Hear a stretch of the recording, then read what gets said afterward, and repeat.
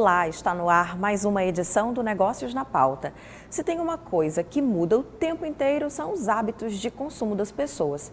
Esse processo já ocorre naturalmente com o avanço das comunicações e acabou sendo acelerado nestes tempos de pandemia. Como vender sem o famoso olho no olho?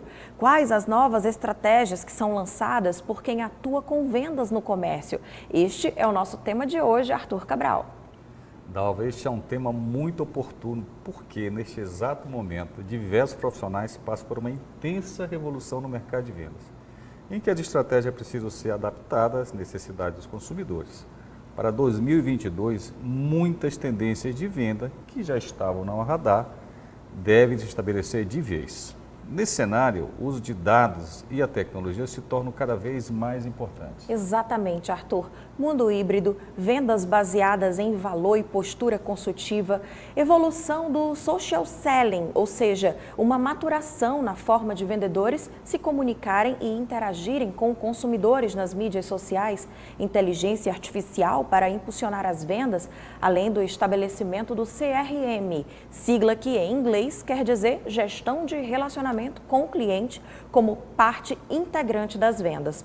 Tudo isso não é futuro, não. É o presente das estratégias de vendas e é sobre tudo isso que hoje nós vamos conversar aqui no Negócios na Pauta. Ter um bom planejamento de vendas é a base para se manter em atividade constante e regular. Diversos especialistas em mercado, especialmente quando se fala em varejo, defendem que um empreendedor precisa investir frequentemente na elaboração de novas estratégias. A dica que eu deixo aqui para você que é gestor ou para você que é empreendedor é também montar o seu planejamento. Primeiro, sabendo o que medir. Segundo, levantando esses dados. E terceiro, tomando decisão com base nestes indicadores. Distante disso, você muito provavelmente vai falhar na sua rentabilidade, no seu planejamento e nos seus resultados. E se tem uma estratégia de vendas que é poderosa, é a do encantamento. Você já ouviu falar? Quem fala mais sobre essa técnica é o especialista no assunto, Robson Costa. Olá, amigos e amigas do Negócios na Pauta. Hoje eu quero trazer uma estratégia de vendas poderosa. Pega papel e caneta e anota. A estratégia é encantamento. Olha só, não faz nenhum sentido você adquirir clientes na mesma velocidade que você perde clientes. E também você investe em marketing para conquistar o cliente e aí esse cliente compra uma única vez e nunca mais volta. Você tem uma mina de ouro na sua empresa que é a sua base de clientes e talvez você não está explorando. E eu vou te ajudar a explorar essa mina de ouro. Fazendo o quê? Encantando. O que é encantamento então, Robson? É quando você surpreende, quando você supera as expectativas do cliente. Reflete aí, será que você está superando as expectativas do seu cliente? Ou será que você está decepcionando? Antes de encantar, você não pode desencantar. E sabe quando você desencanta? Quando você promete um leão e entrega um gatinho. Isso mesmo, você faz uma promessa para o seu cliente, cria uma expectativa nele e não entrega.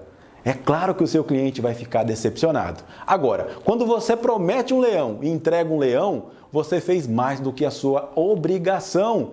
Afinal, o seu cliente pagou por isso. E é aqui que mora o perigo. Você entrega aquilo que você prometeu e ponto. Você tem um cliente, então, comum.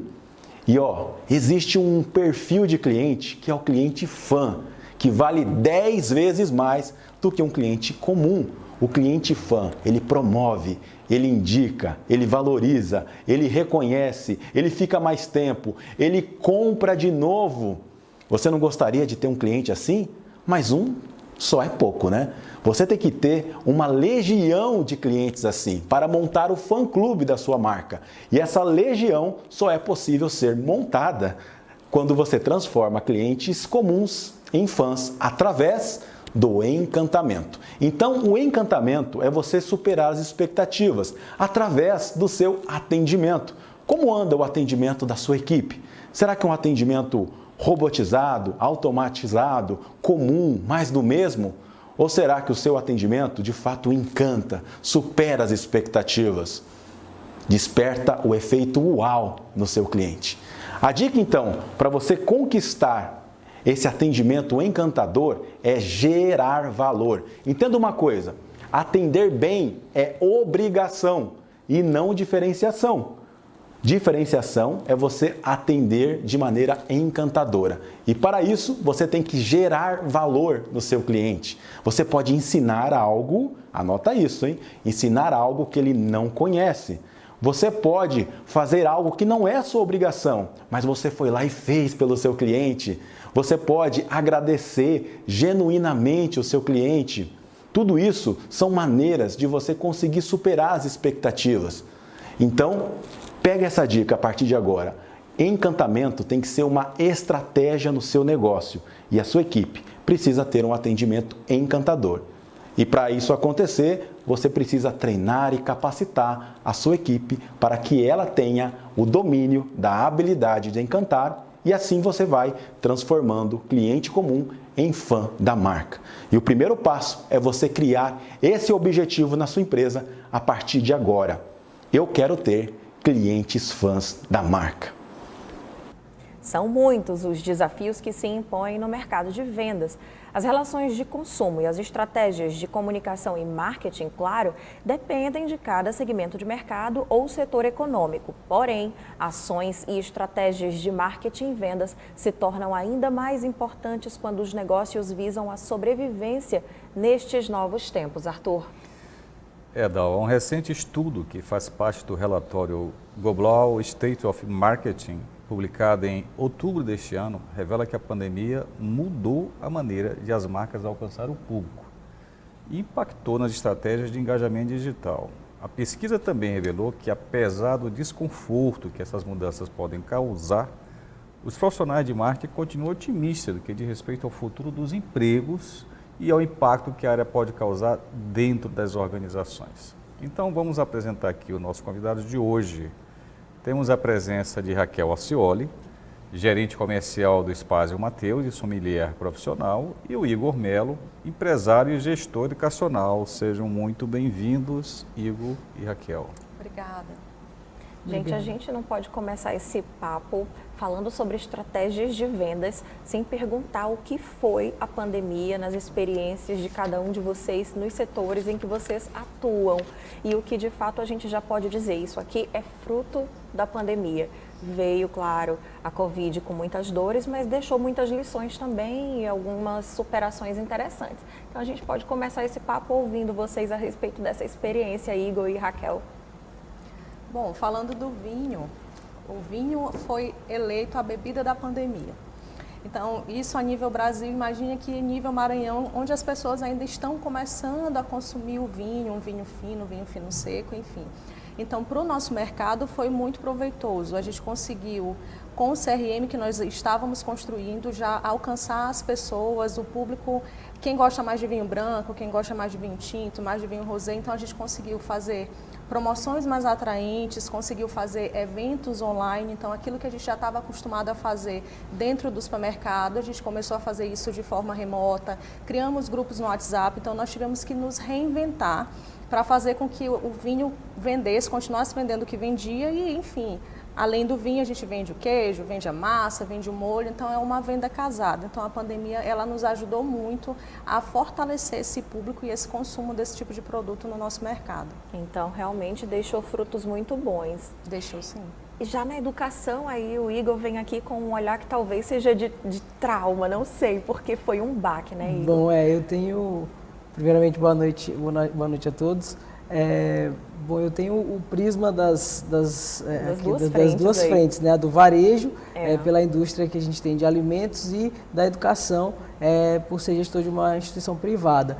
Então, assim, a gente acha que foram dois impactos bem diferentes. Dentro do varejo, acho que vai muito assim, em como a Raquel falou, né, segue muito o raciocínio dela. No varejo a gente não sentiu impacto em termos de número de vendas, um impacto negativo.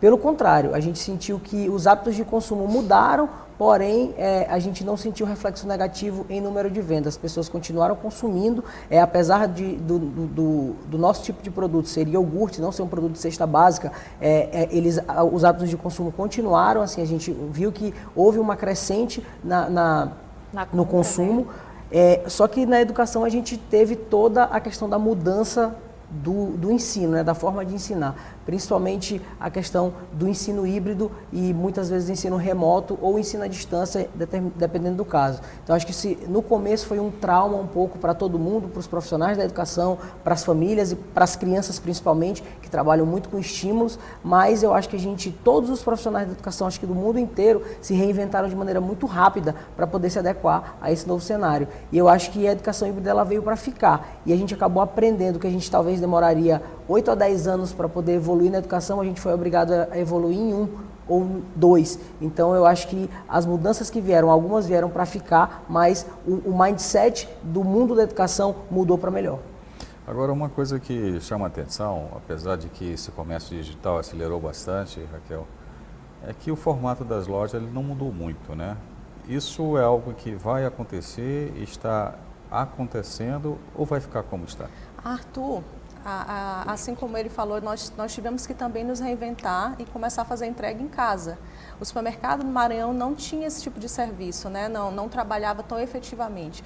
Hoje, em algumas lojas de alguns bairros, essa venda ela já representa quase 40% da venda total da venda do varejo, né? Então, a pandemia as coisas estão voltando gradativamente ao normal, mas esse cliente que se fidelizou comprando para receber em casa, ele ficou. Então, muita gente tem percebido que as lojas não estão tão cheias como era antes da pandemia. Então, a gente já conseguiu efetivar essa prestação de serviço, né? Da pessoa receber em casa, conseguir comprar sua bebida. Hoje, a gente tem um boteco gelado que, além de a gente vender coisas do supermercado, então a gente vende bebida gelada. Isso é uma prestação de serviço também diferente no nosso meio. Então, a gente se reinventou. Ele teve 1 ano, 2 anos, a gente foi assim, de um dia para o outro a gente teve que sentar e teve que mudar, porque é um consumo que todo mundo precisa, né? Alimento, bebida, é algo que é primordial para a nossa vida. Então a gente teve pouco tempo para se reinventar, se reinventou e as coisas ficaram, né? O hábito permaneceu. E aí, assim, a gente trazendo bem para o foco do programa, que é a questão das estratégias de vendas, como que foi a mudança no comportamento dos vendedores que estavam ali absolutamente à disposição no mundo físico, mas talvez não tão inteirados do universo digital, que era a única, em certos momentos, alternativa para muitos consumidores e muitos comerciantes, enfim, empresários. Como é que foi isso nos negócios de vocês?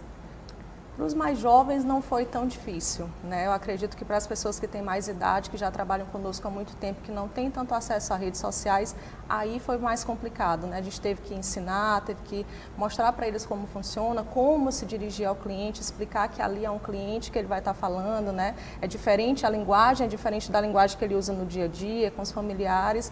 A maior dificuldade foi das pessoas que já têm um pouco mais de idade, os mais novos pegaram mais rápido. Já estão inseridos, já né, estão gente, inseridos, nesse contexto digital. Os mais velhos estão aprendendo. Exato.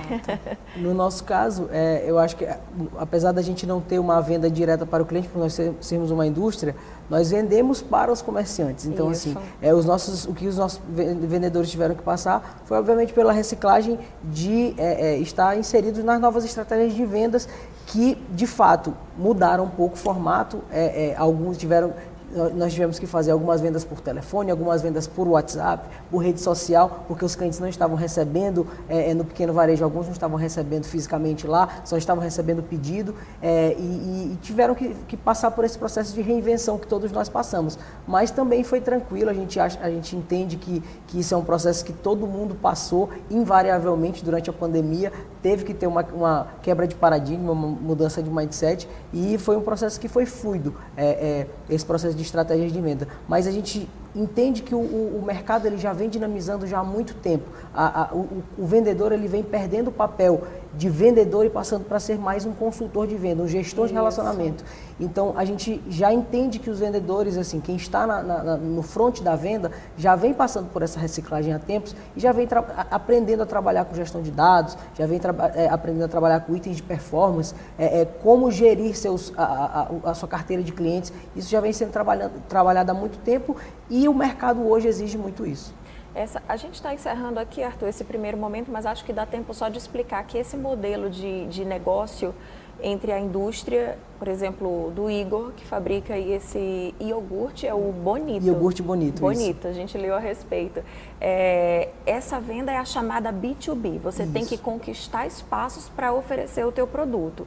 E a partir disso, então, conquistar os clientes desse universo que estão ali. Então, há todo um caminho que precisa ser planejado para que o consumidor final seja conquistado e fidelizado, não é, Igor? Exatamente. Apesar da gente não ter a total gestão do que acontece dentro do ponto de venda, a responsabilidade pela venda é nossa. Então, assim, a gente coloca o nosso produto no nosso cliente direto, que é o varejo, né, o varejista. Pode ser uma grande rede ou pode ser a Dona Maria lá do mercadinho da esquina. A gente atende todos os tamanhos de negócio da mesma forma e a saída do nosso produto do ponto comercial dela é uma responsabilidade nossa. Então, assim, a gente precisa estar sempre layoutizando o ponto de venda para que ele fique sempre visível esteticamente, apresentável para o consumidor. Em alguns lugares a gente coloca degustação, trabalha com promotores de venda. Dependendo do tamanho e do giro do produto naquele estabelecimento, existem estratégias diferentes de venda. Desde de um cartaz ou de uma promotora de venda fazendo uma abordagem direta ao cliente, a somente a exposição do produto. Muito interessante, Arthur. Curioso para ver mais a respeito desse universo? Sim, tem muita coisa para conversar hoje, Val. Bastante. Mas agora a gente vai fazer uma rápida pausa. Na volta, nós vamos saber mais sobre a internet e a tecnologia no mundo das vendas. Já já. Negócios na Pauta de volta, hoje falando sobre as estratégias de vendas. Olha só, que a competição no varejo brasileiro é acirrada, não é novidade. Portanto, marcas e franquias que entendem os novos rumos do mercado saem na frente na disputa pela escolha dos consumidores. Arthur? Ou seja, antes mesmo de vendedores serem postos à prova no relacionamento com os consumidores e clientes, é preciso que a gestão dos negócios identifique, por exemplo, o público para quem disponibiliza seus produtos e serviços, para saber como se posicionar. Além disso, existem questões que perpassam todos os tipos de negócio, do grande ao pequeno. Uma delas é a sustentabilidade. Então, voltamos aqui a conversar com nossos convidados, a Raquel e o Igor. Isso me chamou a atenção uma coisa, porque eu estava olhando nas redes sociais profissionais, o LinkedIn, por exemplo, e há uma busca enorme por cientistas de dados, né? Então, como é que vocês estão usando, principalmente uma grande rede como o Mateus, o Data Science, Big Data, Inteligência Artificial, vocês estão usando já isso para realmente fazer uma investigação, segmentar público? O Mateus, o nosso sistema atual, ele é nosso, né? Por muitos anos nós trabalhamos com sistemas terceirizados, um sistema terceirizado para operação de caixa e um sistema para dados internos.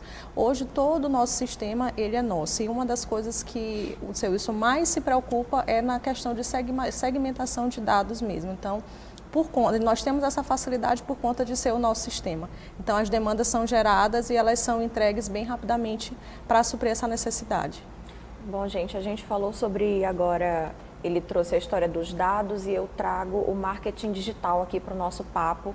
A gente já introduziu no bloco anterior falando o quanto a internet foi importante nessa reinvenção, nessa conexão com os clientes, mas eu pergunto sobre vender no digital.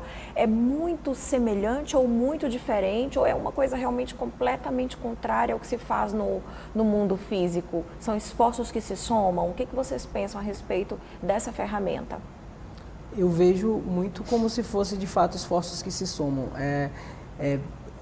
Apesar de ser diferente a forma de abordagem, você ter uma gestão muito maior até de filtragem de dados de público, quando você trabalha com uma rede social, quando você faz até um impulsionamento dentro de uma rede social, o público que você quer atingir para poder expor aquele conteúdo, mas eu acho que os ambientes eles se complementam. Se a gente for pegar exemplo de grandes redes, por exemplo, como o Magazine Luiza, que tem lojas físicas e um ambiente digital também muito forte, a gente vê que assim, cresceu, enquanto um cresce, o outro às vezes diminui um pouco e às vezes no outro trimestre acontece o contrário. A loja física aumenta quando, por exemplo, reabrem, tem alguma flexibilização em relação à pandemia, flexibilização das normas, o físico acaba aumentando e o digital diminui um pouco. Mas a gente vê que eles se complementam, porque a gente ainda tem público para os dois formatos. Então, assim, apesar das empresas precisarem investir muito mais no digital, porque é algo novo e tem muita novidade saindo todos os dias, você precisa estar sempre estudando, mas o físico também ainda é muito importante, porque a experiência do cliente, de você conversar, de você conseguir de fato ter uma atenção especial que o digital não te proporciona de ter ter uma experiência personalizada, eu acho que ele ainda vai continuar por muito tempo. O perfil de consumo ele está mudando, porém a loja física ela não vai acabar nunca. A gente até enxerga em alguns setores, já ouviu falar muitas vezes que os shopping centers, lá no começo do ano 2000, se falava muito, os shopping centers vão acabar, porque o digital vai dominar a compra.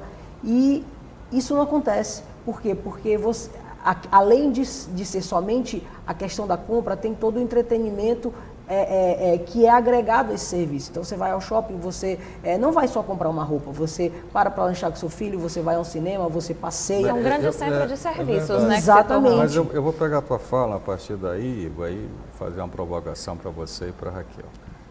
Eu consumo bastante via internet, compro bastante vinho e... Bastante não muito, eu não bebo muito, mas eu compro, né, Dalva?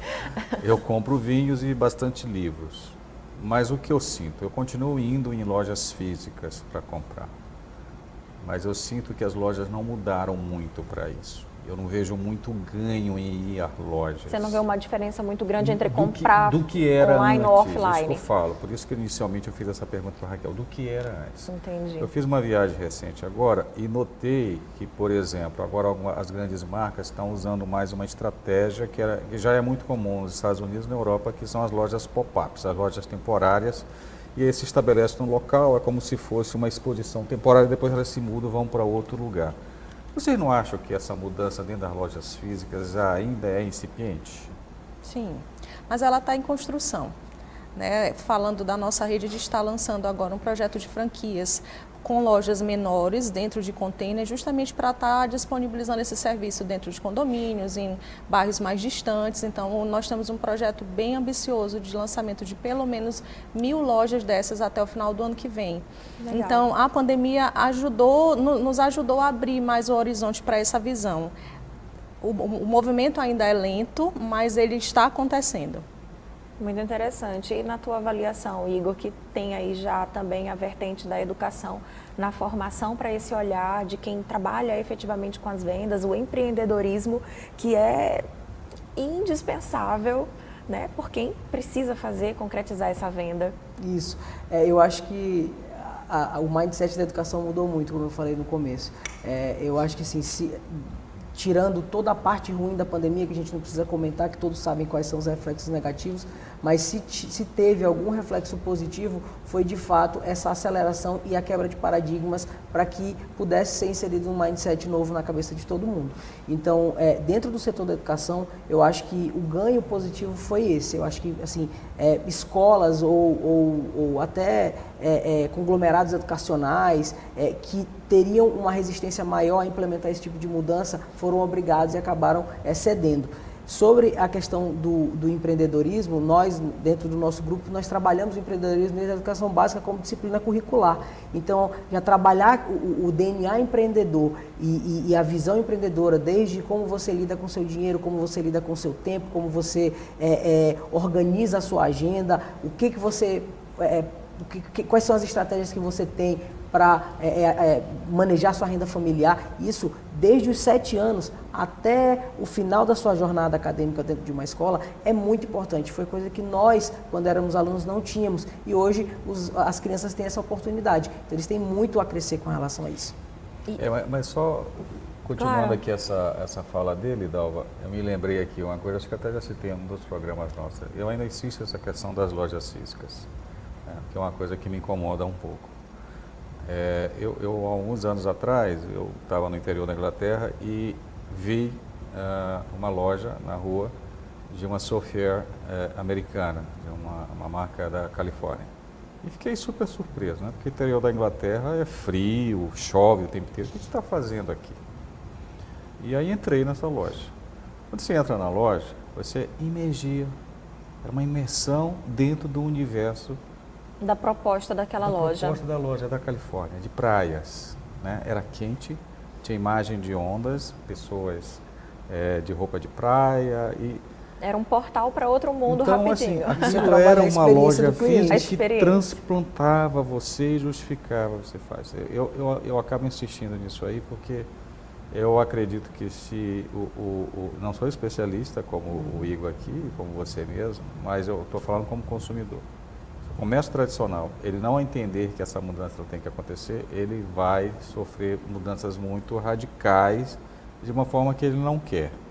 Né? Porque as pessoas hoje não têm mais paciência por conta da internet de ser mal atendido numa loja, de entrar numa loja com o ar-condicionado não funciona.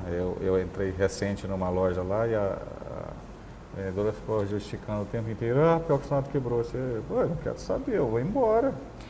E aí, aproveitando a tua fala, Arthur, e a do Igor, também a gente passa a observar que o consumidor, às vezes, vai à loja para conhecer o produto, mas a compra ele efetiva no digital, ele efetiva no online. Exatamente. Ou seja, a loja se torna uma espécie de showroom mesmo. Vocês têm sentido isso?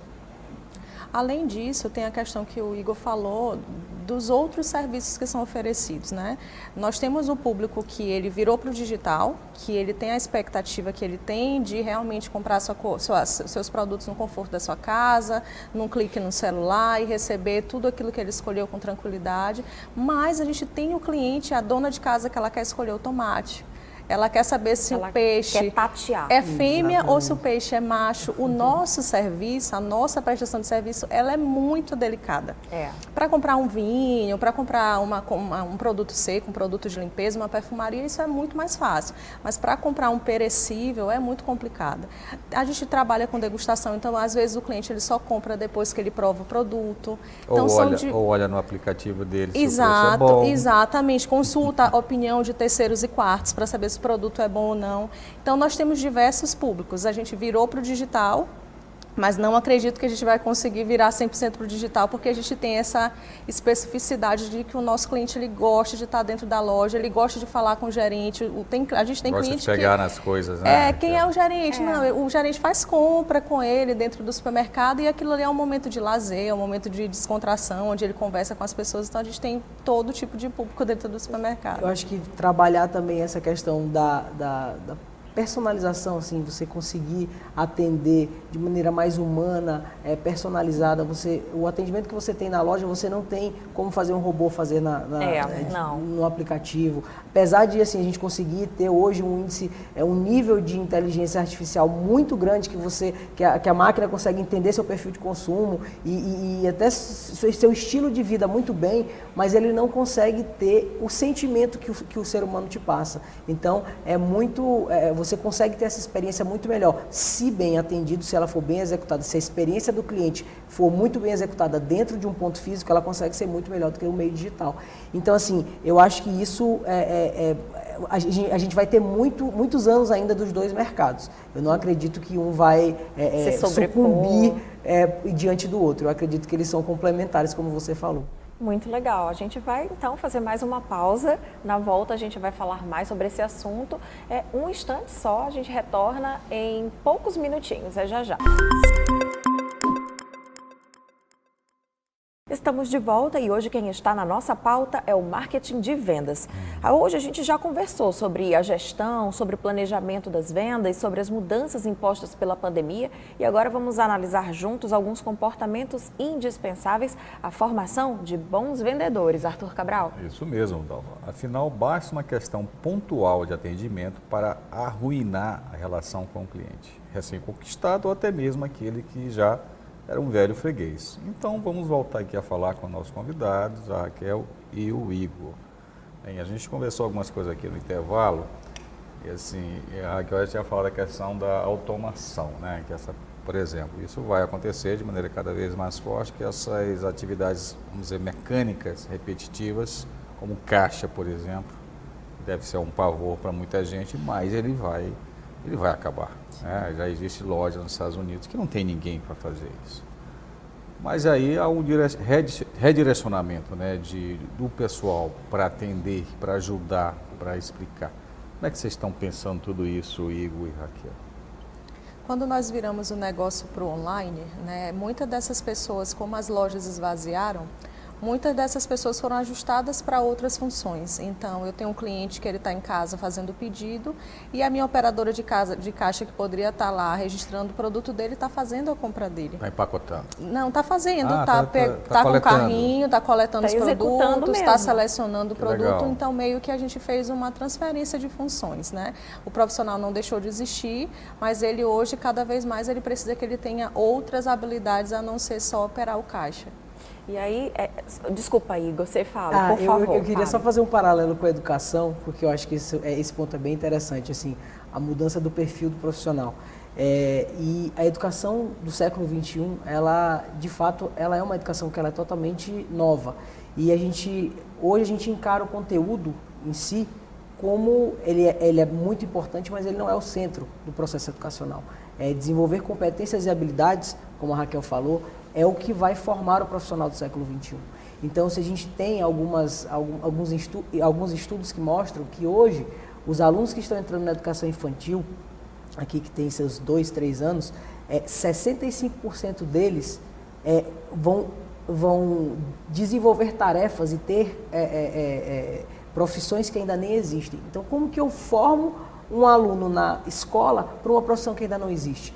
Esses mesmos estudos mostram que esses alunos que estão entrando hoje vão mudar de profissão, e quando eu falo profissão não é de emprego, vão mudar de profissão, de ramo de atuação, carreira, pelo menos 10 vezes na sua vida adulta. Então, assim, a quebra de paradigma é muito grande. Isso já está acontecendo. Isso já está acontecendo. A gente está indo para um movimento que é muito mais você ter habilidades, você ter um perfil comportamental, que você desenvolve habilidades e competências e você ser um eterno aprendiz, você aprender além da educação aprender. contínua, né? Exatamente. E era isso que eu ia comentar agora, porque é do nosso conhecimento que, por exemplo, dentro do Grupo Mateus há uma formação de lideranças. Sim. Uma vez eu escutei a gestora do RH falar que não contratava um gerente, mas formava um gerente dentro ali da comunidade, digamos assim, de colaboradores. Então, ou seja, passa pela visão do empresário, das pessoas envolvidas na gestão desse negócio, a formação para que essa pessoa que hoje está no check-out, está no caixa, daqui a pouco se torne um gestor, por que não, né? E aí o desemprego não precisa ser um medo. Com certeza, ela é imprescindível, senão o mercado não conseguiria crescer na velocidade que ele precisa crescer, né? Então, nós temos escolas que formam peixeiros, açougueiros, padeiros, escolas que formam trainees, que vão se tornar subgerente de loja, supervisores. E agora também estamos com treinamentos específicos para as pessoas que exercem cargos administrativos. No começo, a gente imaginou que somente as pessoas que operacionavam, as pessoas que estavam ali no front da loja, precisavam desse conhecimento, desse treinamento. E hoje a gente percebe que não. As pessoas que também trabalham no administrativo precisam virar a chave, entender qual é a demanda da operação. Então, nós temos treinamento em todas as funções. Ô, Raquel, isso cria comprometimento, cria engajamento? Comprometimento, engajamento, gratidão, responsabilidade, envolvimento do time. Então, a entrega é muito maior. Você sabe que você está ali trabalhando numa empresa que você entrou sem muito conhecimento e ela está te formando, né? Ela está te fazendo um profissional. Então, hoje, todo o nosso time ele é muito engajado, muito comprometido e compra muitas ideias quando a gente faz esses treinamentos. Então, é muito gratificante. Mas o mercado de varejo não tem uma rotatividade, um turnover muito alto? Tem diminuído por conta dos treinamentos.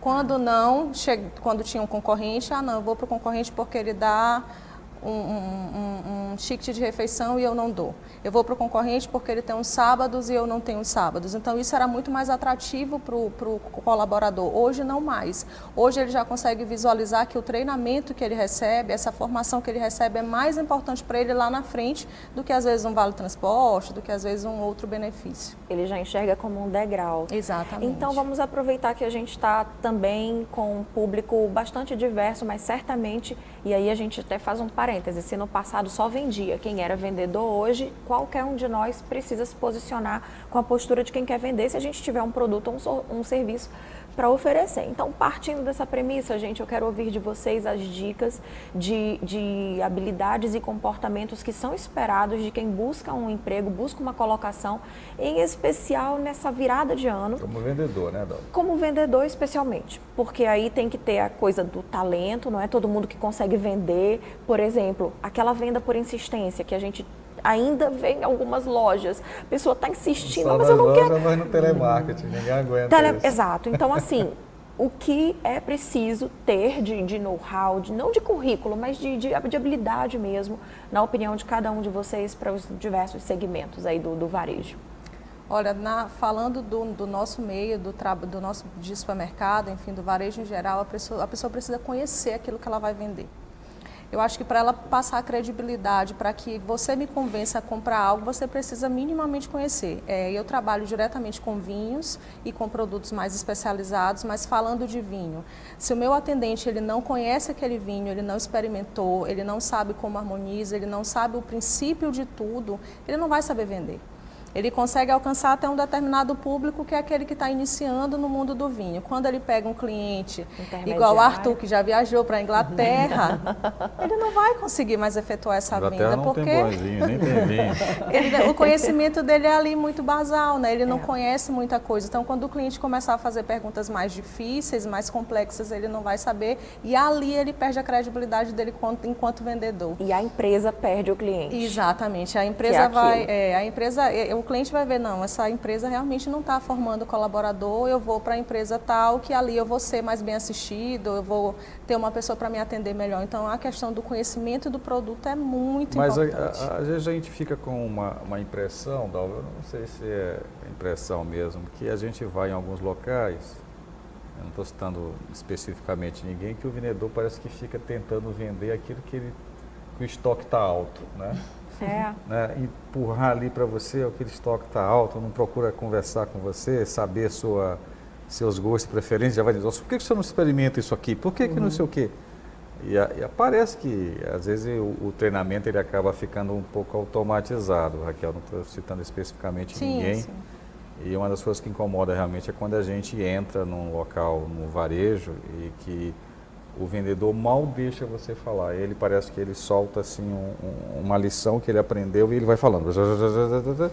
E aí você fica assim, gente, eu vou me embora, né? Porque ele não quer me ouvir. Né? Isso acho que a gente aqui, a gente representa bem essa diversidade de público, porque eu sou fácil, não entendo nada, qualquer coisa me convence. Aí Arthur já é intermediário, então assim, estamos representando. Intermediário não, avançado. Não, mas não é questão de você saber ou não, é o comportamento do vendedor. Sim, né? sim. Aquela coisa assim que ele não procura te entender, te ouvir. Ele quer te vender alguma coisa que ele foi treinado. Sim, e a gente, às vezes, não é que ele seja treinado. A gente tem vendedores muito antigos que a escola de venda, que foi o dia a dia dele, formou ele assim. Ele acredita que ele vai conseguir te vender se ele fizer isso, se ele falar aquele textinho dele, e é uma mudança, né? Exige um pouco de tempo, um pouco mais de treinamento, um pouco mais de paciência, mas a gente tem conseguido reverter aí essa má impressão. Eu acho que complementando o que a Raquel falou, que ela falou um pouco da questão de capacitação técnica, né, que é você aprender, saber sobre o que você está vendendo, eu acho que tem também o outro lado, que são o perfil comportamental, que acho que principalmente, obviamente, o vendedor precisa ter cordialidade, mas eu acho que pode até parecer clichê, mas eu acho que ter empatia é o principal. Porque você, como você falou, a experiência do cliente ela se arruína quando você sente que você está sendo empurrado para um caminho que não é o seu, que simplesmente você não necessita. Então, assim, eu acho que o vendedor tentar se colocar no lugar do cliente para entender qual que é a demanda dele e tentar, a partir da identificação de uma oportunidade, oferecer o melhor serviço ou o melhor produto, eu acho que é aí que a venda se concretiza. Então, o vendedor ter essa maleabilidade, ele conseguir identificar essas oportunidades, é muito mais assertivo do que ele tentar impor algum produto que esteja com estoque alto, como você está dizendo.